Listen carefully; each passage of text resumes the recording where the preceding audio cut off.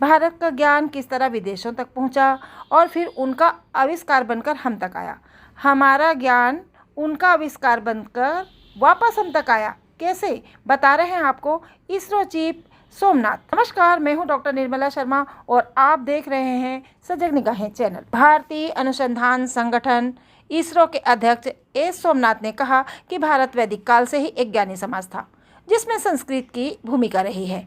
उन्होंने कहा कि गणित, चिकित्सा, तत्व विज्ञान, खगोल विज्ञान आदि विषय शामिल थे जो संस्कृत में लिखे गए थे।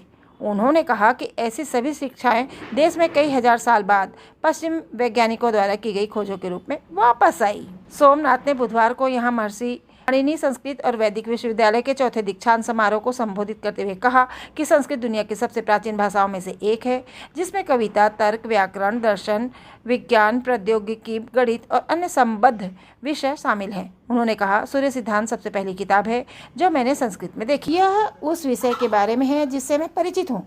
यह किताब विशेष तौर पर सौर प्रणाली के बारे में है, कैसे ग्रह सूर्य के चारों ओर घूमते हैं, इसकी गति की अवधि, घटनाओं से संबंधित समय आदि।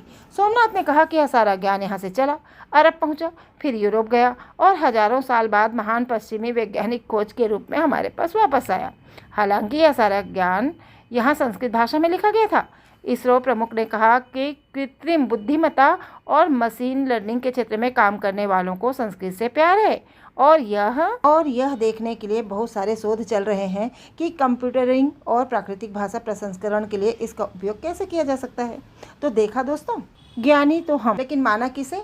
पश्चिमी लोगों को हमने ज्ञानी माना और हमेशा उनका अंधानुकरण करते रहे। अब भी समय है, जाग जाइए और अपने देश की तरफ लौटिए, अपनी संस्कृति की तरफ लौटिए और लौट चलें प्रकृति की ओर, अपनी स्वर्णिम संस्कृति की ओर। Please like, share, subscribe, comment. जय हिंद, वंदे मातरम।